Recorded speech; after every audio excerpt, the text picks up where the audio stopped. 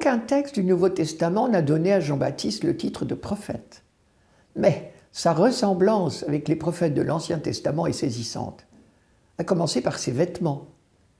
Vous avez remarqué certainement que les évangiles ne nous décrivent jamais les habits de Jésus, sauf pendant la Passion, ou de ses disciples, ni de personne d'autre d'ailleurs.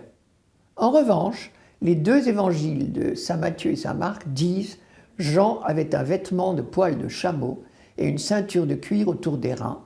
Il se nourrissait de sauterelles et de miel sauvage. » C'est évidemment intentionnel. C'est une manière de dire que Jean-Baptiste était un prophète, tout simplement parce que le vêtement de poil était le costume classique des prophètes. C'est comme cela que le deuxième livre des rois décrit le prophète Élie, par exemple. Et c'était tellement vrai que le prophète Zacharie parlait des hommes qui revêtaient un manteau de poil pour faire semblant d'être prophète. Quant à la prédication de Jean-Baptiste, elle ressemblait fort à celle de ses prédécesseurs. C'était un appel à la conversion et sur les mêmes thèmes.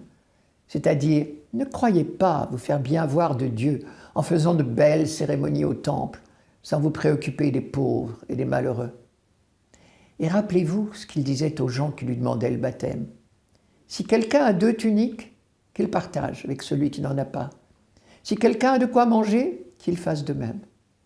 Aux collecteurs d'impôts, il disait « N'exigez rien de plus que ce qui vous a été fixé. » Et aux militaires, ne faites ni violence ni tort à personne.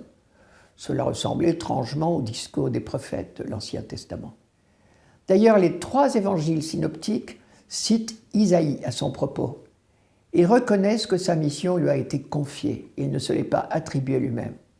Pour finir, il n'a pas eu plus de succès que les prophètes de l'Ancien Testament. Il a été persécuté, tout comme eux.